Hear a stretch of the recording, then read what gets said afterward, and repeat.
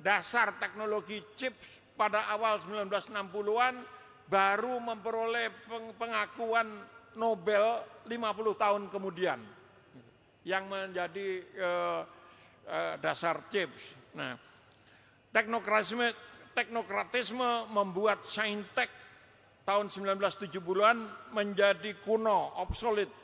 Bahasa COBOL dan Fortran yang kita pelajari pada tahun 1970-an dibuang ke tempat sampah atau menjadi tempat sampah itu sendiri. Jarak pengetahuan pun semakin melebar antara dunia saintek dengan dunia abstrak filsafat. Namun hubungan antara atau dan di dalam relasi intelektualisme itu menjadi suatu dilasi. Dilasi adalah relativisme dalam jarak waktu dan di dalam jarak-jarak yang lain. Sangat relatif, dan manakala filsafat ilmu menghampiri sistem keyakinan, maka jarak itu semakin jauh. Betul-betul dilasi. Karakter dasar dari dilasi ini menimbulkan ketidaknyamanan. Bukan lagi sekedar perhadapan pengetahuan empirik vis-a-vis empirik yang non-empirik, termasuk terhadap apa yang sesungguhnya merupakan pseudoscience. Kita ini mengalami banyak pseudoscience yang seolah-olah seperti sains padahal bukan gitu. Dan itu diadopsi oleh universitas, bukan hanya di Indonesia, termasuk di Amerika. Jadi ada kampus-kampus yang membuka ke jurusan-jurusan yang sifatnya pseudoscience hanya untuk menarik mahasiswa internasional dan mendapatkan uang bagi kampusnya. Jurusan-jurusan seperti itu banyak yang sudah ditutup sekarang. INCO, Interpersonal Communications misalnya, gitu. Bukan bagian dari communications, tetapi orang Indonesia tidak pernah menyebut INCO, Interpersonal Communications. Itu bagi akademisi Amerika dianggap pseudoscience. Nah, ini problem karena sekarang ini sudah memperhadapkan secara langsung saintek dengan sistem kepercayaan. Tentu saja saintek tidak akan pernah menang selamanya. Mengapa? Ketika harus berhadapan dengan sistem keyakinan yang sifatnya ilahiyah, maka yang muncul adalah pokoknya. Kalau pokoknya yang menang pasti yang keyakinan agama. Karena tidak ada pengalaman empirik orang pernah mati. Saya sudah mengalami 2 kali setengah mati, kena stroke dan kena malaria tipe falciparum. Saya sudah ketemu malaikat, dipulangkan, nggak jadi mati, katanya kurang nakal. Jadi disuruh bergaul sama ketua KPU supaya saya jadi nakal. Ya, karena sudah agak nakal, saya sudah menyiapkan kuburan saya di Cibadak sana. Di sini akan dimakamkan Hermawan Sulistyo, gitu.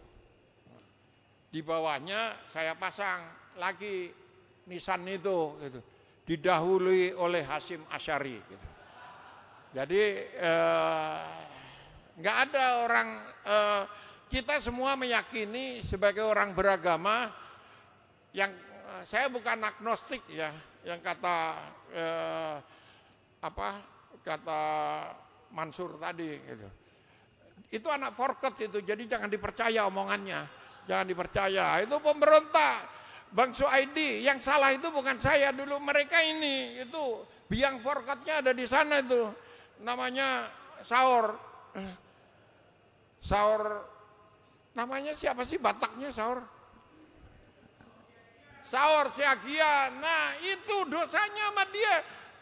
Sekarang dia jadi komisaris semen, saya malah jadi OB di kampus ini gitu. Ya nggak apa-apa, biar aja gitu. Tapi saya bukan agnostik. Lalu tetapi arloji peradaban ternyata tidak cukup hanya berhenti di sini. Ia berdetak terus, semakin lama semakin cepat, berdentam-dentam, semakin cepat lagi dan semakin cepat. Dan kita terusik, terpontal-pontal mengikutinya. Bukan lagi mengusik tetapi sudah menghentak dan menghantam relung-relung tranquility yang memang sudah tidak tranquil lagi. Muncul dan meledaklah apa yang kita kenal sebagai AI, ya artificial intelligence.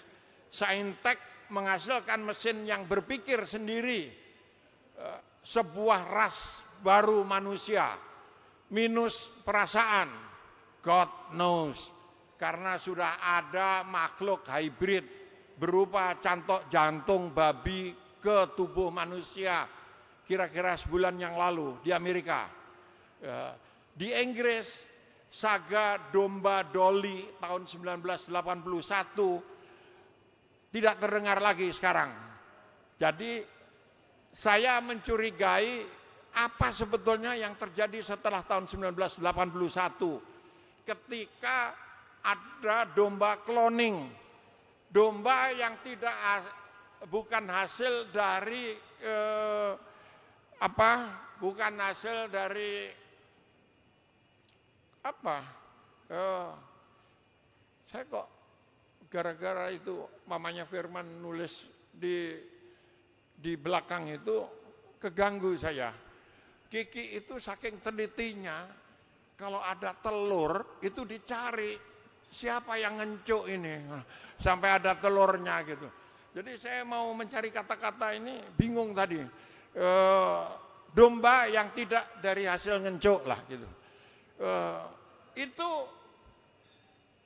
domba hasil cloning. Kalau cloning selnya itu sel tua, tapi sebagai makhluk hybrid ya dia baru punya anak, cukup dicolek kupingnya, diproduksi menjadi 100 domba. Itu tahun 1981. Sampai sekarang berapa ribu atau berapa juta domba yang sudah diproduksi atau berhenti. Kalau sudah diproduksi, apa yang terjadi dengan orang yang makan domba yang selnya itu sel tua karena dia bukan reproduksi baru, bukan bayi baru, embrio baru, tapi selnya sel lama karena diambil dari kuping, dari pantat, dari kuku gitu. Dengan teknologi cloning. Nah, lalu jadi saya membayangkan ada Dolly dan manusia baru bercantung babi. Hanya salah satu arah perkembangan peta jalan saintek hayati yang sudah ditunjukkan oleh Michio Kaku. Kaku membuat peta perkembangan teknologi ke depan. Michio Kaku adalah saintis Amerika keturunan Jepang yang membuat buku-buku dahsyat, 10 serial buku tentang dunia masa depan. Karena dia sendiri adalah saintis, sebetulnya itu empirik dan nyata. Tapi dia menghindari tanggung jawab moral sebagai saintis dengan menyatakan bahwa karya-karyanya adalah fiksi, karya science fiction. Buku-bukunya Michio Kaku itu bestseller di seluruh dunia, kecuali di Indonesia nggak ada yang baca karena memang sulit. Saya biasanya hanya berdebat dengan Jarnusi sama ada lagi ini teman-teman MIPA saya ada di sini semua ini, ada Nuzul gitu. Mereka ilmuwan yang gagal karena belum menulis seperti Michio Kaku. Jadi saya tantang Jarnusi untuk nulis seperti itu. Beliau ini ahli kimia, dengan reputasi internasional. Jadi profesor kimianya di Kyoto University di Kyodai, Kyoto Daigaku, 6 bulan mengajar di UI, 6 bulan di Kyodai, Kyoto Daigaku. Gayanya aja tidak profesor gitu, tapi reputasinya internasional. Nah ini teman-teman saya ada Profesor Nadirah yang kalau penekun alutsista TNI pasti tahu dia salah satu otak perencanaan keahliannya di situ. Mana Nadirah? Nah itu yang angkat tangan itu. Yang saya ingin tunjukkan adalah peta jalan ini sudah terjadi di dunia. Sudah terjadi di dunia dan kita nggak tahu arahnya kemana. Kita tidak tahu dunia saintek hayati gitu. Perkembangan stem cell kita tidak pernah mengikuti, tidak tahu, sehingga kalau ada yang kena meningitis seperti ada karateka yang ada fotonya saya pukuli di situ, itu dari Lampung, sekarang sudah tinggal nunggu waktu karena meningitis tidak bisa disembuhkan gitu. Tetapi stem cell punya harapan dengan sifat misterius dari kanker itu kita tidak tahu. Saya sebetulnya pengen nanya itu Prof. Agus tadi itu, tapi dia udah pulang duluan. Arahnya kemana? Itu stem cell untuk hayati. Sekarang kalau untuk salah satu ujung tombak dari kemajuan teknologi itu karena perkembangan saintek di dunia alutsista, di dunia perang itu selalu membuat temuan-temuan teknologi yang luar biasa. Kenapa? Karena ancaman perang dingin itu menyebabkan terjadi kontestasi antara USSR, Uni Soviet dengan Amerika. Jadi kita lihat Amerika membuat nuklir warhead, kepala bom nuklir itu di bawah tanah. Kalau kita ke Meksiko, ke Nevada, itu instalasi nuklir, bom nuklir ICBM-nya itu di bawah tanah. Sehingga tidak terdeteksi. Itu dulu. Kalau sekarang ngumpet di bawah tanah dimanapun dengan mudah bisa dideteksi. Gitu. Itu teknologi tahun 60-an. Karena hanya 10 tahun nggak bisa dipakai lagi, kemudian dipakai untuk syuting film 007. Jadi kalau kita lihat syuting film 007 ada yang instalasi nuklir bawah tanah, itu sekarang masih ada di Nevada dan di Arizona, di kampung saya di sana. Itu tidak terdeteksi, apalagi space war, perkembangan luar angkasa. Bagaimana mau penelitian? Lapannya dibubarin. Lembaga-lembaga penelitian itu di Indonesia dibubarin. LIPI berubah jadi BRIN. Lebih dulu BPPT-nya Prof. Nadira itu dibubarin. Nah, katanya penelitian bisa kerja dari rumah gitu. WFA, work from anywhere, dari jalanan, dari pasar, dari rumah. Jadi saya sebagai peneliti harusnya pensiun umur 70. Pensiun umur 70, kantor tidak ada karena kantornya dibubarin. Kantor LIPI itu sekarang kosong, sedang diredesain untuk disewa-sewakan. BPPT lebih duluan. Nah, tidak ada kantor, ini lembaga baru, disuruh membangun reputasi saya, ya saya nggak mau. Saya di-hire oleh LIPI. Meskipun kata Samsudin Haris, saya nggak pernah masuk kantor. Dia nggak tahu, saya pulangnya pagi terus. ketika dia pulang saya masuk. Jadi saya bekerja itu malam sampai pagi. Nah, karena saya peneliti itu jam 12 malam harus berpikir. Yang absen pagi pulang sore itu buruh pabrik. Saya nggak bilang Samsudin Haris buruh pabrik, tapi kira-kira itu gitu. Nah, jadi saya sudah memilih jalan seperti ini. Mohon maaf, saya tidak bisa dihitung lagi berapa kali saya ditawari posisi apapun dan saya menolak. Samsudin Haris pernah menjadi direktur di LIPI, di lembaga saya. Saya kepala seksi, saya tolak. Hatta Rajasa, Ki lu pilih eselon 1 gua. Jangankan eselon 1 lo, jabatan lu aja dikasih, gua nggak mau. Kenapa? Jabatan nggak pakai otak. Nah, itu berkali-kali jawaban saya pada Luhut Panjaitan, suruh dia ke sini ngomong. Ki, kau bantu aku lah. Jadi apa bang? Ya jadi eselon 1, jabatan abang aja. Saya nggak mau. Pekerjaannya dikasih ke abang kan pekerjaannya nggak pakai otak semua gitu. Kardi jangan disampaikan ya, nanti tak gebukin kamu. Nah, arah yang seperti itu lalu membuat penelitian itu lalu jadi apa? Sebagai ujung tombak perkembangan saintek.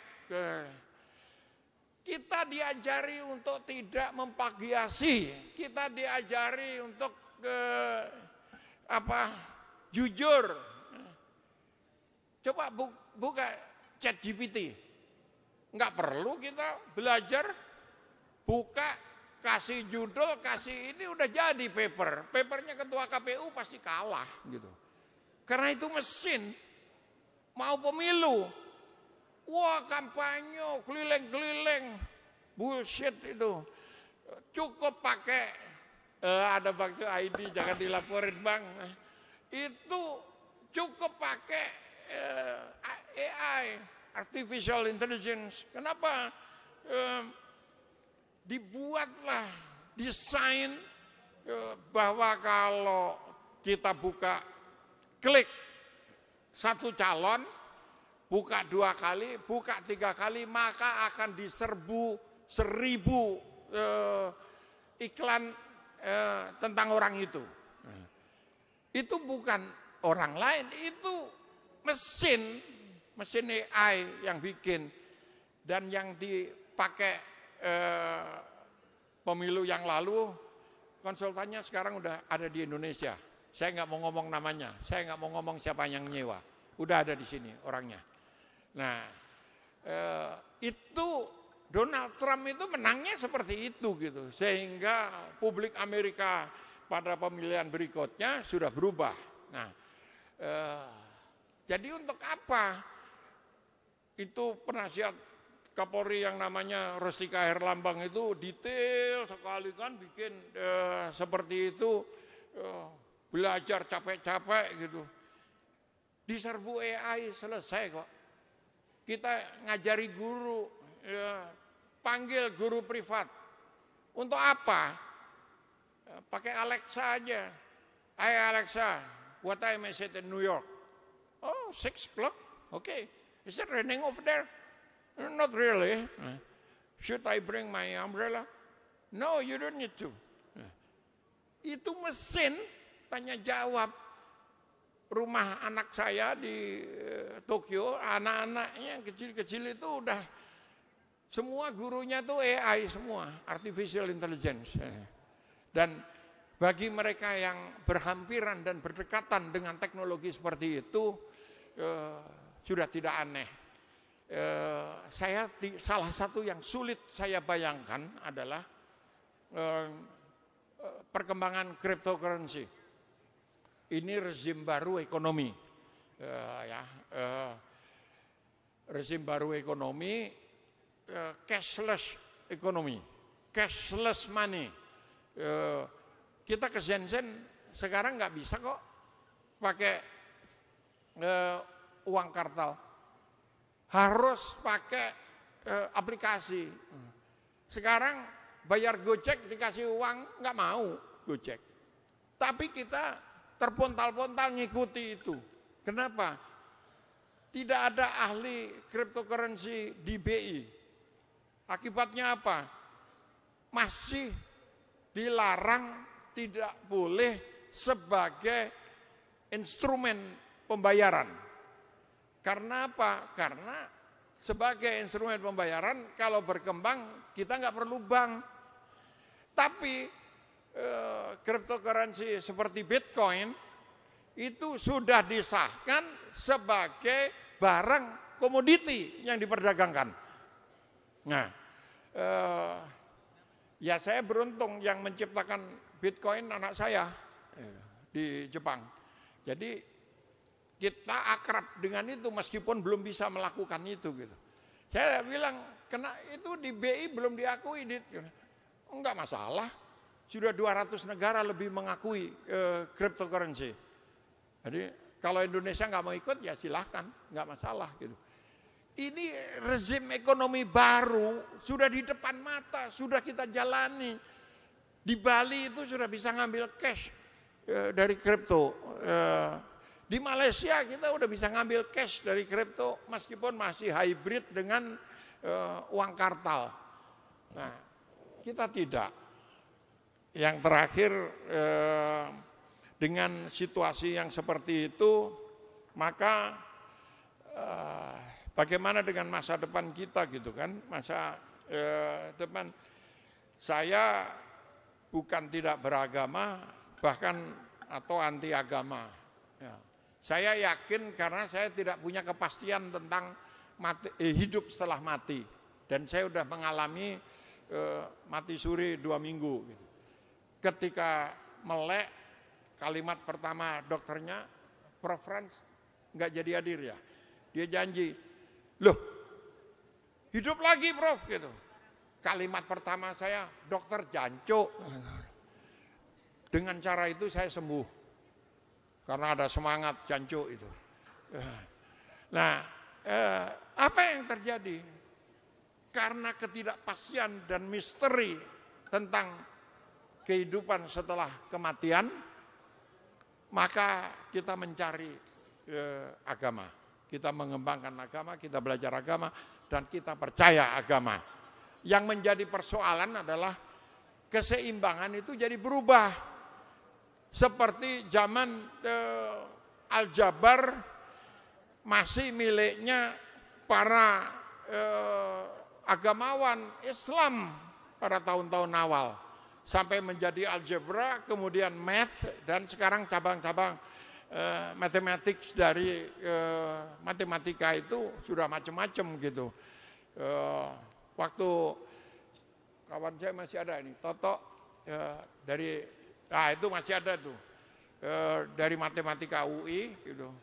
Kami sekolah bareng-bareng, belum ada blockchain, udah ada belum? Tahun 70-an, belum ada, blockchain belum ada, ini belum ada. Sekarang berkembang.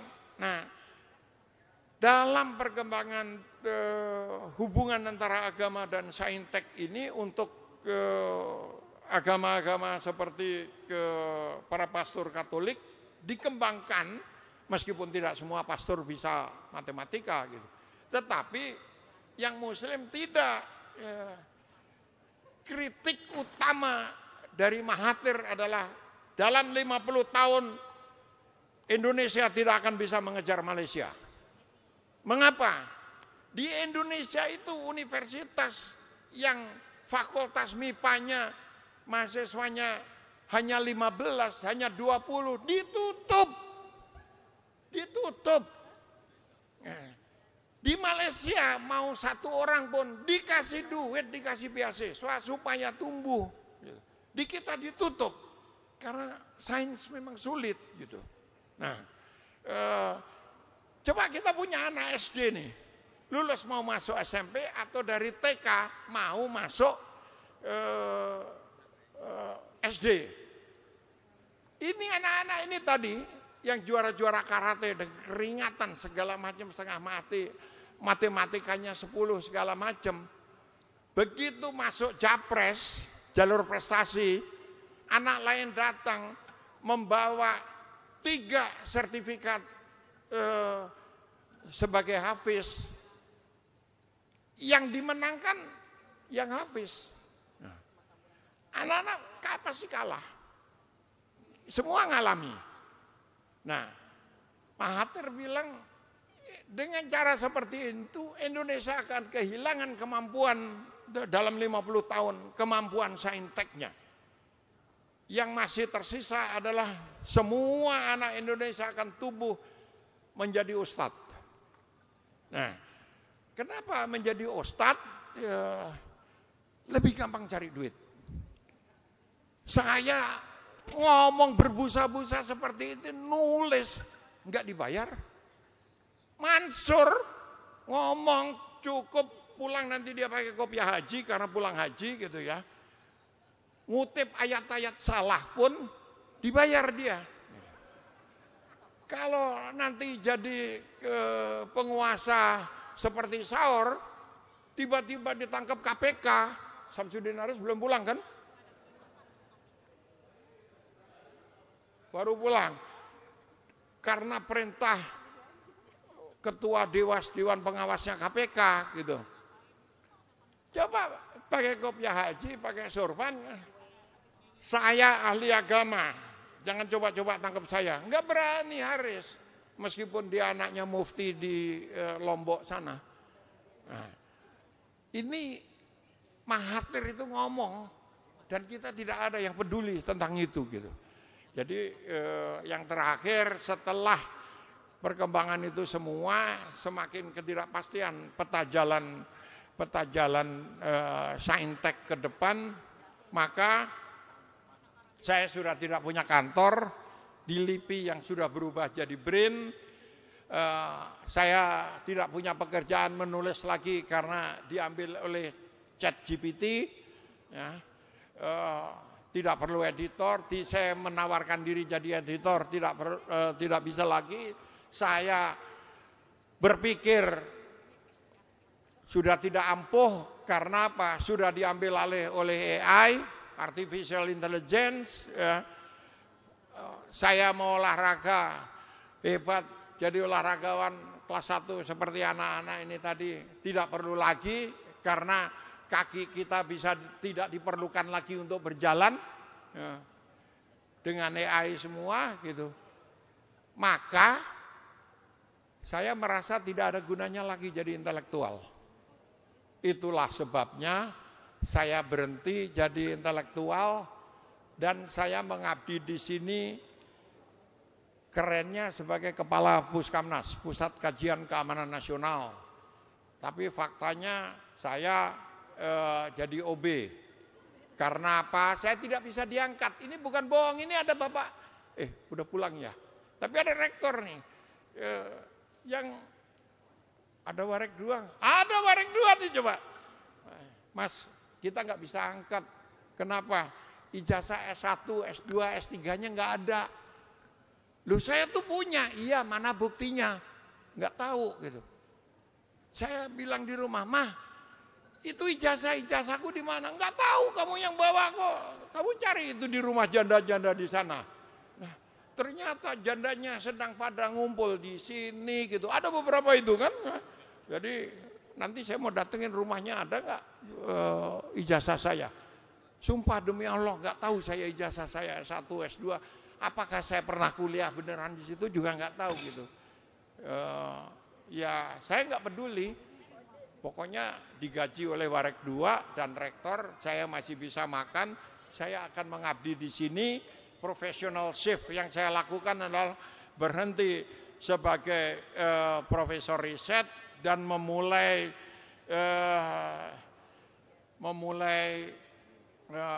karir profesional yang baru. Jadi tertawalah kau DeGrasse Tyson. DeGrasse Tyson ini adalah musuhnya Michio Kaku dalam teori-teori aerospace, luar angkasa. Nah, jadi menyusuli wafatnya Pluto, kaum intelektual kini telah wafat, mati modarkon. Nah, kenapa? Pluto itu yang bukunya teksnya juga ada di situ. Nanti kalau pulang coba dibaca-baca ya. Jadi selamat tinggal intelektual, selamat tinggal peneliti, Modarkon. Wassalamualaikum warahmatullahi wabarakatuh. Waalaikumsalam warahmatullahi wabarakatuh. Baik, mengutip dari Arum Sabil, Ketua Dewan Pembina APTRI, Asosiasi Petani Tebu Rakyat Indonesia, yang tulisannya bisa Bapak Ibu saksikan di partisi belakang, bahwa kalau Pak Kiki bicara itu seperti jarum yang ditusukkan, kadang-kadang menyakitkan. Namun demikian jarum yang ditusukkan itu kalau dilengkapi dengan benang, dia bisa menyatukan yang robek.